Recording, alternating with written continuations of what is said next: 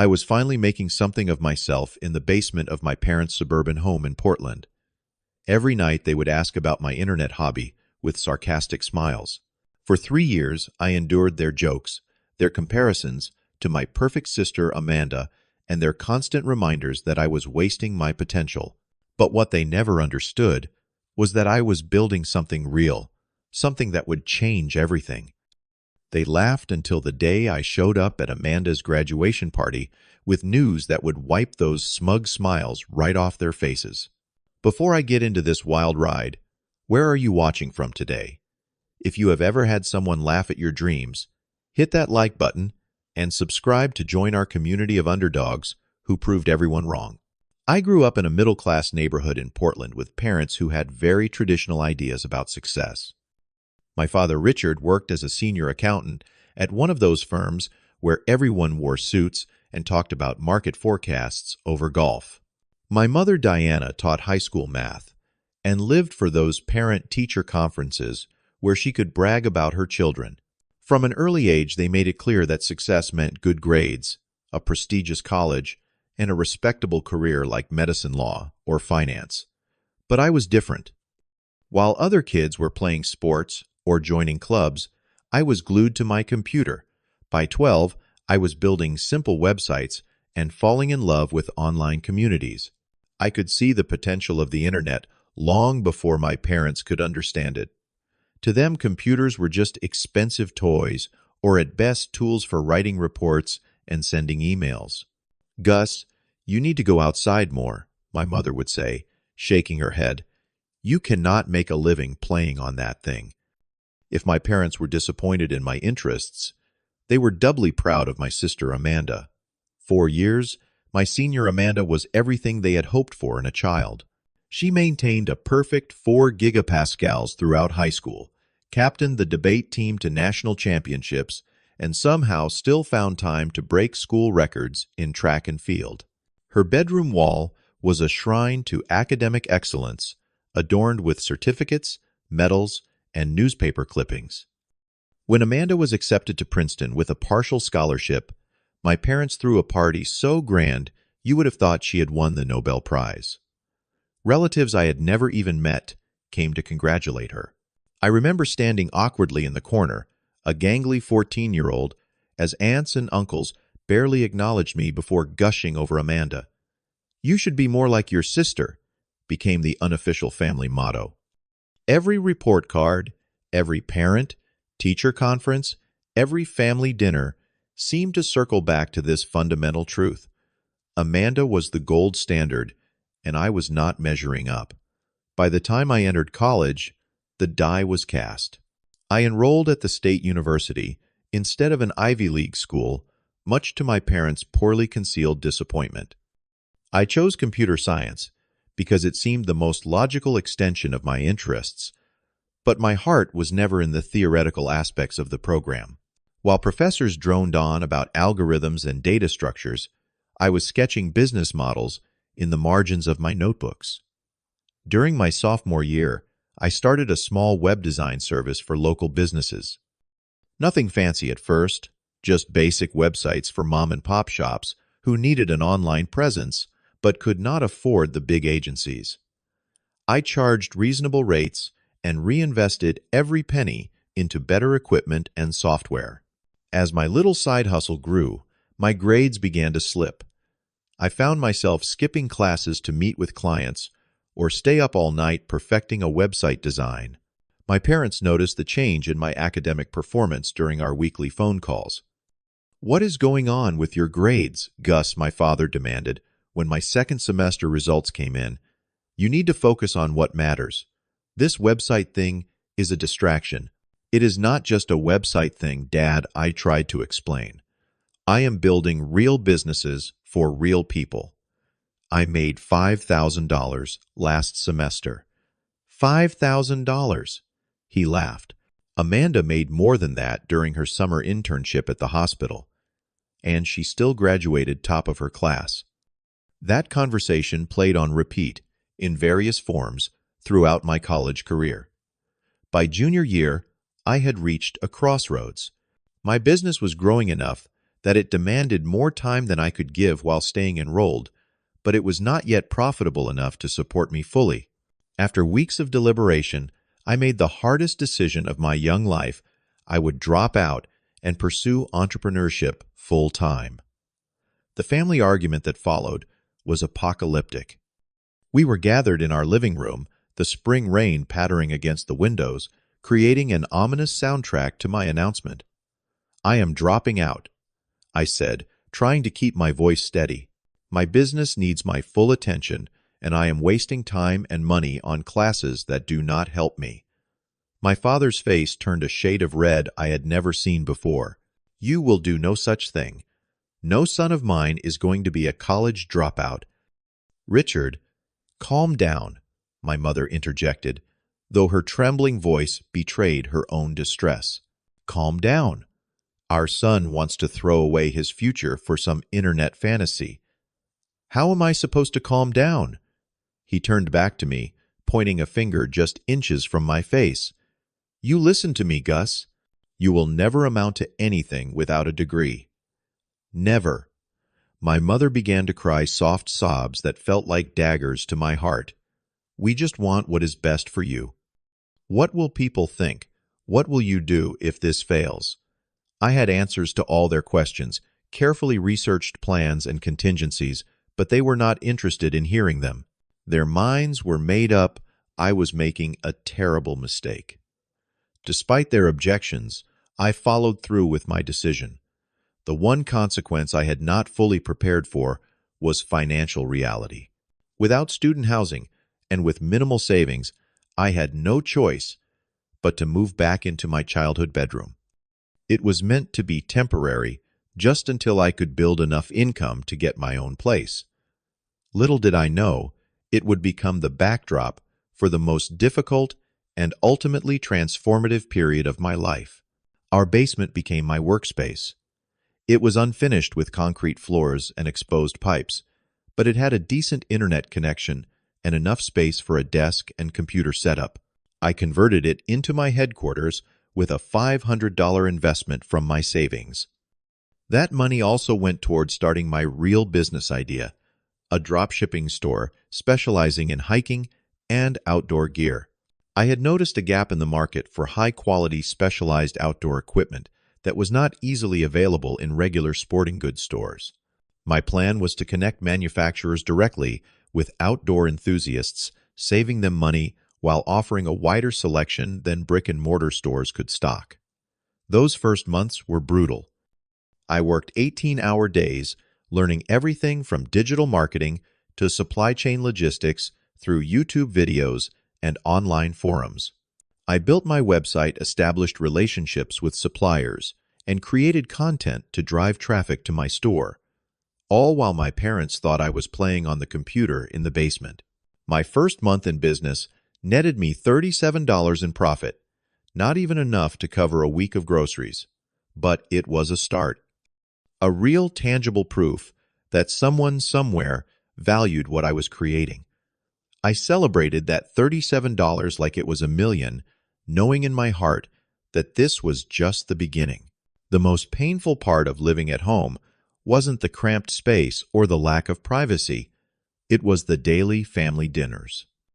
My mother insisted we eat together every evening like a real family, which meant I had to emerge from my basement sanctuary and face an hour of subtle and not so subtle jabs about my life choices. "Any luck finding a real job today?" my father would ask, passing the potatoes. "My business is my job, Dad." I would reply the same answer I had given dozens of times before. Right, the internet thing." He would nod patronizingly. "Well, keep at it, I guess."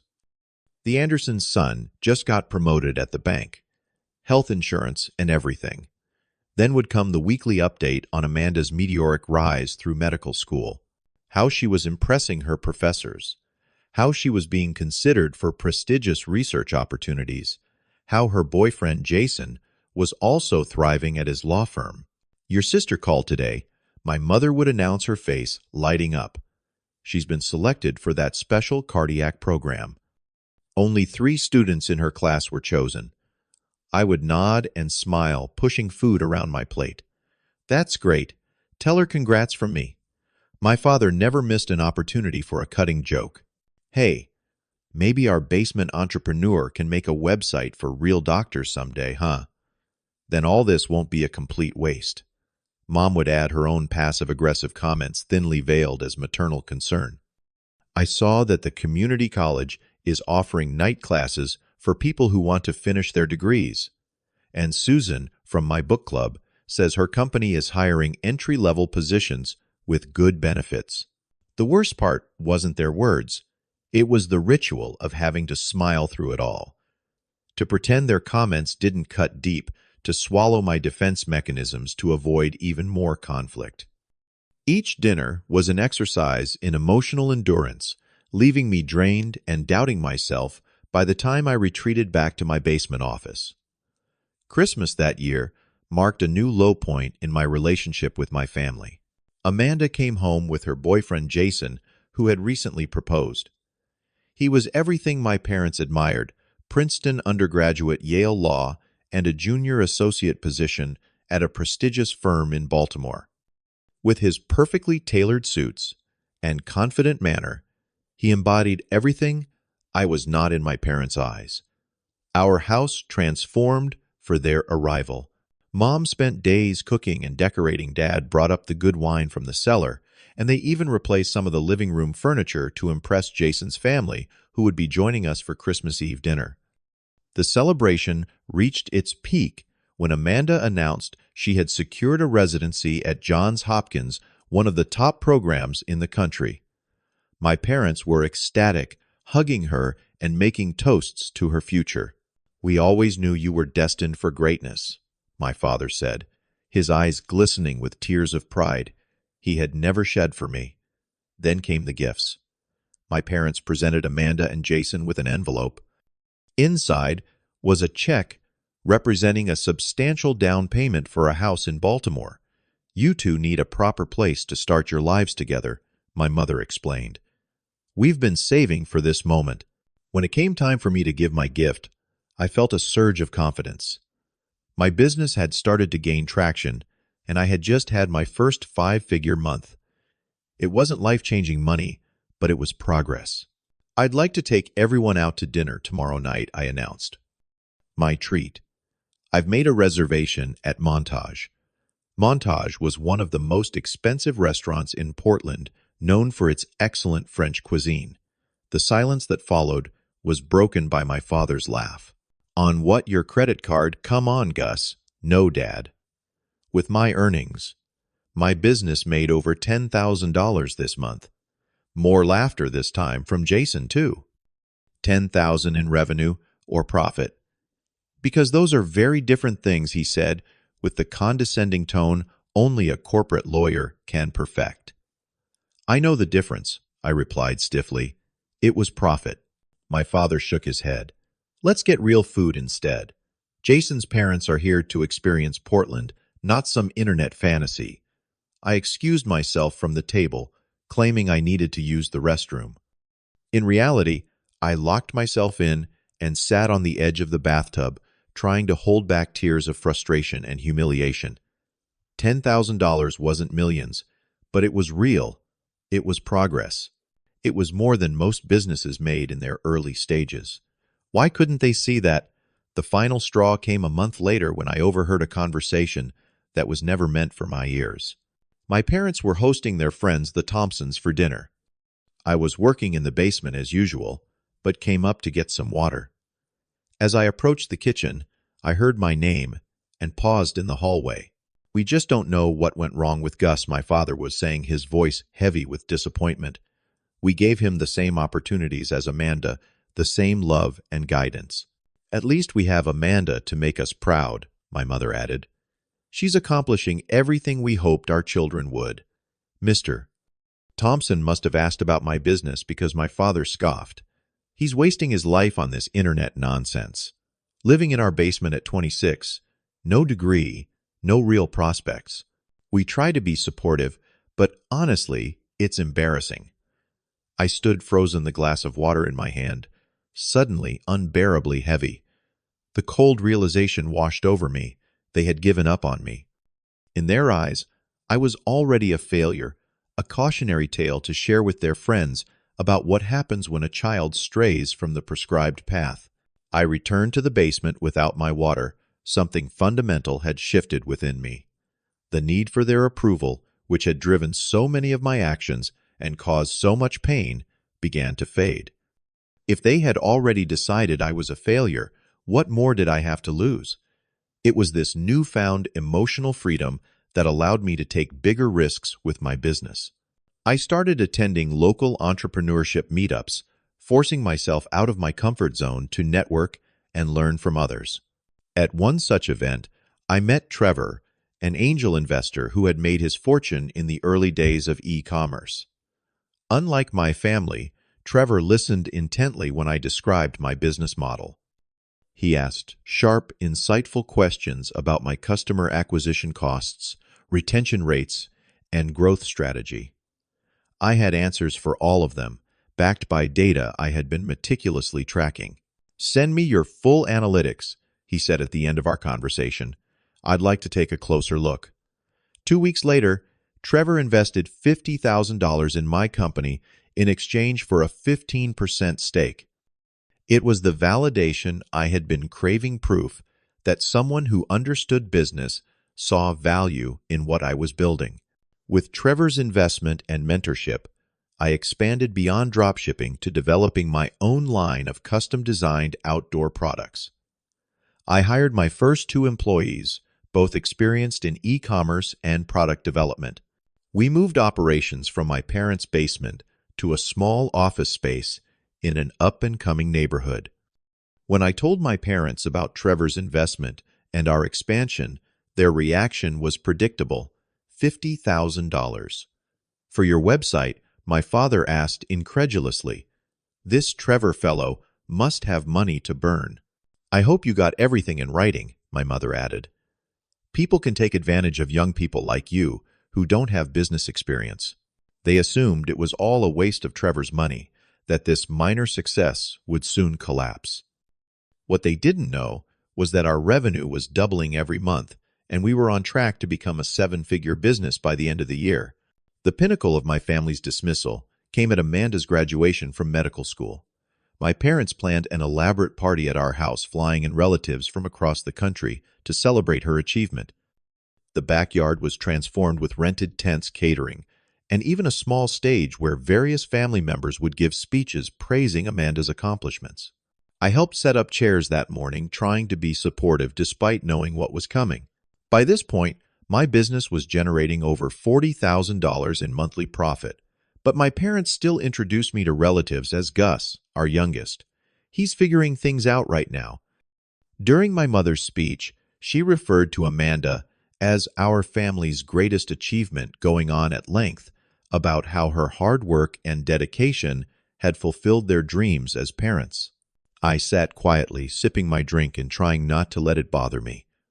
I had long since accepted that in my parents' eyes, Amanda would always be the successful one. What I found harder to stomach was Amanda's attitude. Success had made her smug, and throughout the party, she made little undermining comments whenever we interacted. "The office space must be a big change from Mom and Dad's basement," she said loudly, when we were getting drinks. "Though I imagine it's just as temporary." Later, when seating arrangements were being made for dinner, I found myself placed at what was essentially the kids' table despite being 28 years old. My professional accomplishments might as well have been a child's finger paintings for all the respect they garnered in this household. I was picking at my dessert, half listening to my 12-year-old cousin talk about his Minecraft server when my phone rang. Seeing Trevor's name, I excused myself and stepped outside to the front yard for privacy. "Gus, are you sitting down?" Trevor's voice was electric with excitement. "I am." "Now," I said, perching on the stone wall that bordered our driveway. "What's up?" "Alpine Outfitters wants to acquire us. All of us. The whole company." Alpine Outfitters was one of the largest outdoor retailers in the country, with stores in every major city and a robust online presence. They were the gold standard in our industry. "What's the offer?" I asked, my heart pounding. $1.2 million for the company, plus they want you to come on as chief digital officer with a 3-year contract at $200,000 per year. The world seemed to stop. $1.2 million.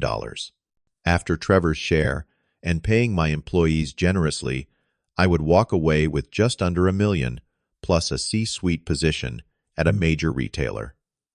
"Are you still there?" Trevor asked, after several seconds of silence. "Yeah," I managed to say.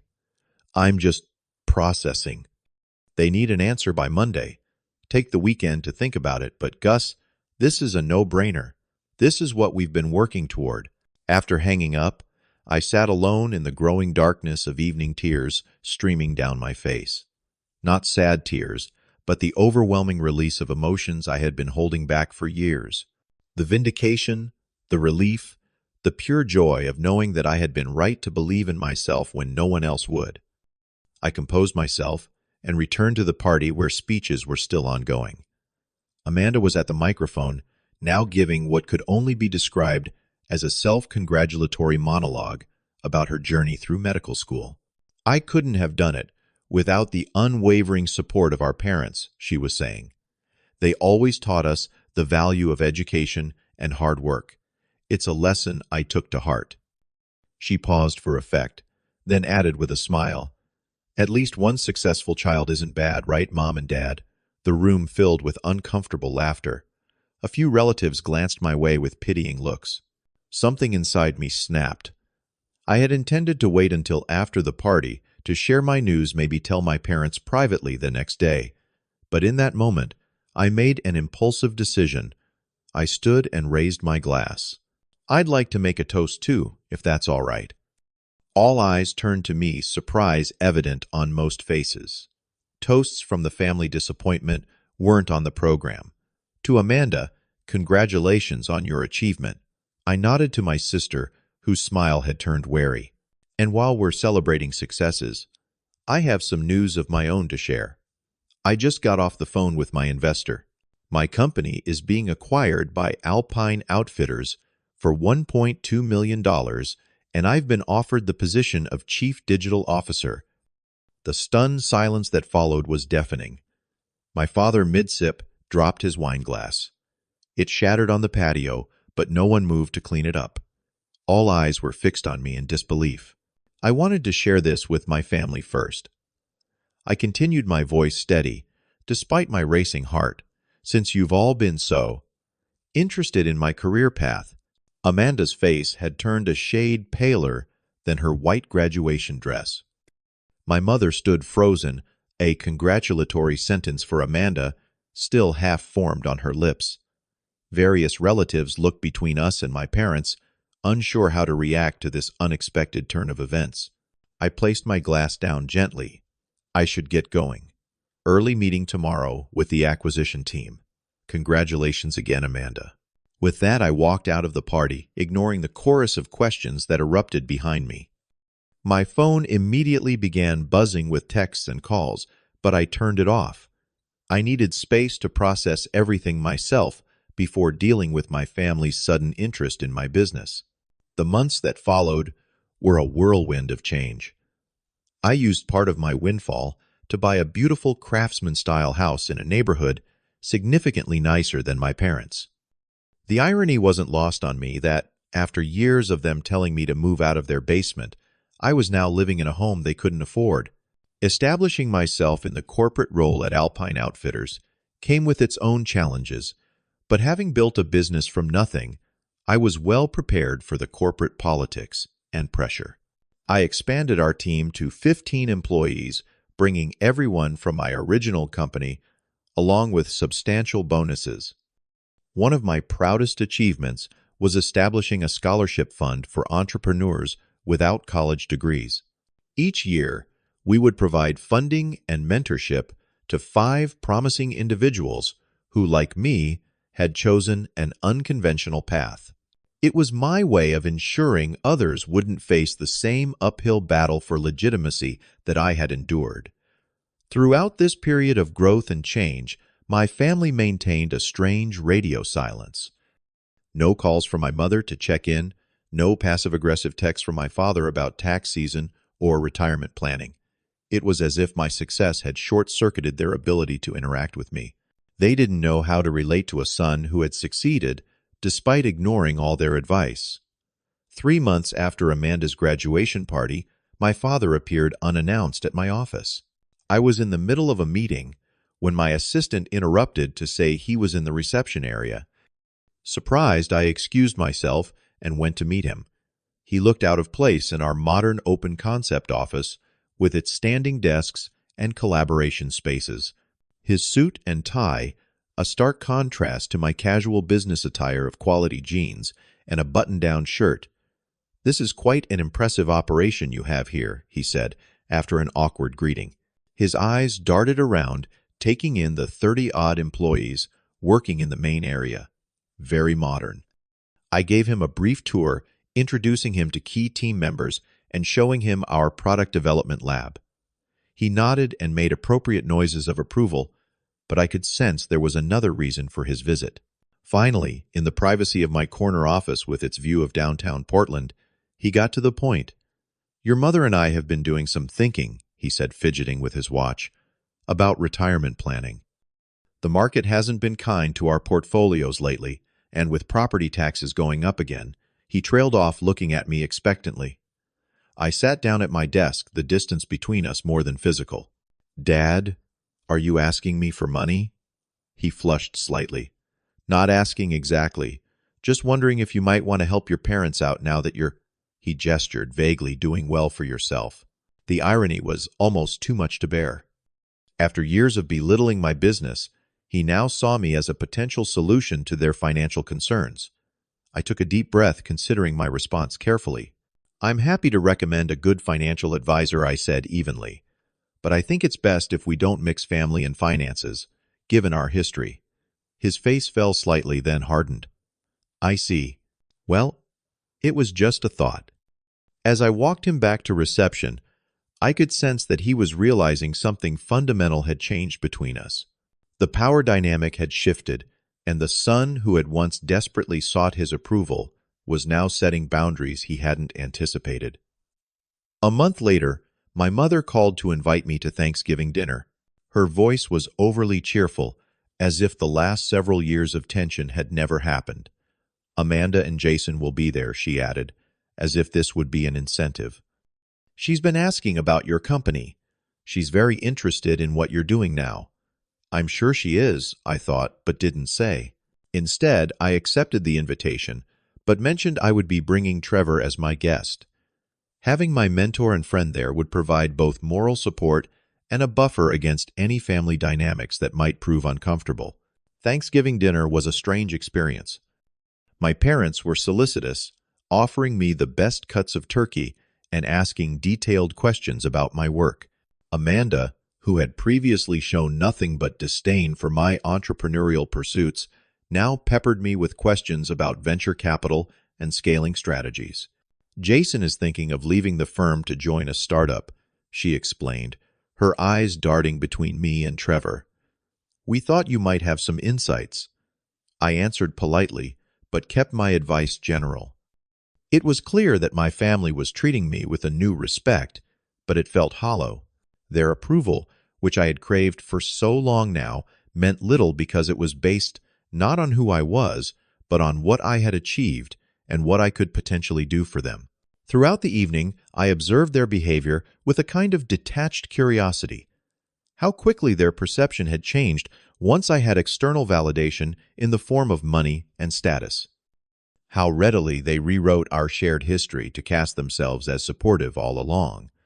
The healing process was slow and complex. I started seeing a therapist to work through the years of family trauma and self-doubt. Dr. Lewis helped me understand that my parents' inability to value my choices wasn't a reflection of my worth, but of their own limitations and fears. "They have a very narrow definition of success," she explained during one session. One that was probably instilled in them by their own parents. Breaking generational patterns is incredibly difficult. Gradually, I learned to validate myself without seeking parental approval. I built meaningful friendships with people who had valued me all along, like Trevor and my early employees who had believed in my vision when it was just an idea in a basement. I even started dating Sarah, a graphic designer, who had done some work for Alpine Outfitters.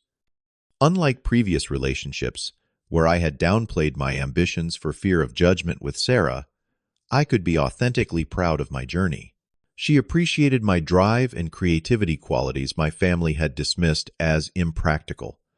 The most profound lesson from my journey was understanding the bittersweet nature of success that comes after rejection. There is a unique pain in proving wrong the people whose belief you wanted most. Victory tastes different when it follows years of others betting against you. I learned that true validation can only come from within, not from the changing opinions of others. The most important person to believe in your dreams is you, especially when no one else will. Some family relationships can only evolve after you evolve first, standing firmly in your own worth, regardless of their recognition. Have you ever had to prove someone wrong to prove yourself right? Share your story in the comments below.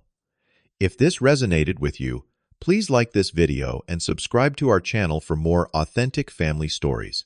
Remember, the path to success is rarely straight, and the opinions that matter most should be your own.